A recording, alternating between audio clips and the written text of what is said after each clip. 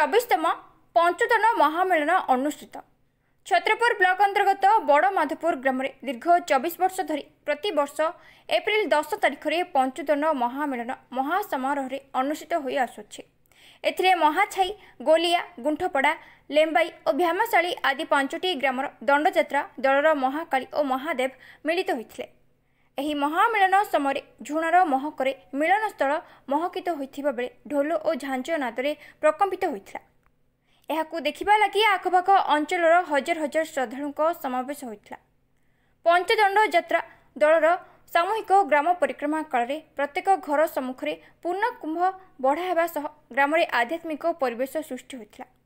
एठरे पंचदंड दलर धूलीदंड, पाणीदंड, अग्निदंड, संध्या आरती और रात्र सांस्कृतिक कार्यक्रम आदि श्रद्धालुंक प्रबल भिड़ देखा मिलता।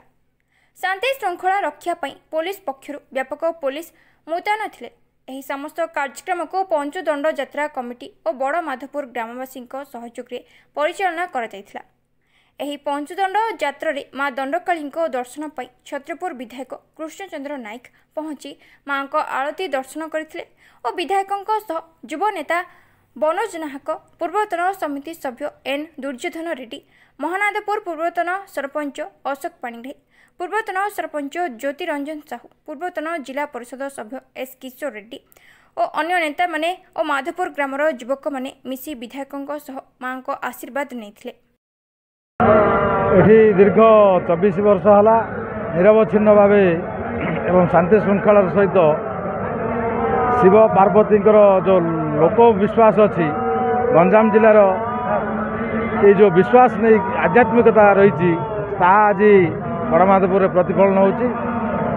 ये शिव और शक्ति आशीर्वाद नहीं ये पंचायतर ये मानव समाज मंगल पाई अनुष्ठित होची।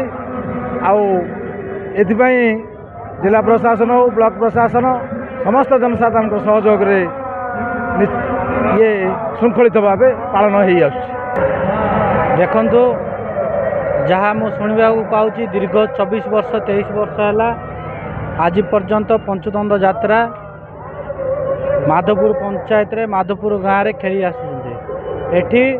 जो दंडकाली महापुर जो पूजा अच्छी एठी समस्त जो अच्छी जो जनसाधारण एठी जो आसुँच जो आशीर्वाद नौकरी जेकोसी जेहेतु आमे सनातन धर्म रे रोचु आम हिंदुत्व को विश्वास करचु जेहेतु एठी जो दंडकाली महापुर जो अच्छी से महापुर जो माने जो पूजा रखते होती एठी जो अच्छी जो विश्वास नहीं कि जो धिक्या करता आज सेमानंकर जो दंड पूजा उपर जो विश्वास नहीं आसता एथिलागी समस्त एकजुट होती पाखापाखि एठी पाखापाखि 30,000 लोक पाखापाखि एकाठी होती। आज राति सारा आज राति सारा उपरा हम से अपरा भी समस्त रंगमंच लोक मैंने जनसाधारण उपभोग करेंगे जेहेतु मो माधोपुर पंचायतर समस्त कमिटी जो नेतृवृंद मान जो दायित्व नहीं से दायित्व नहीं कि जो आज की दीर्घ दिन है जो पालन कर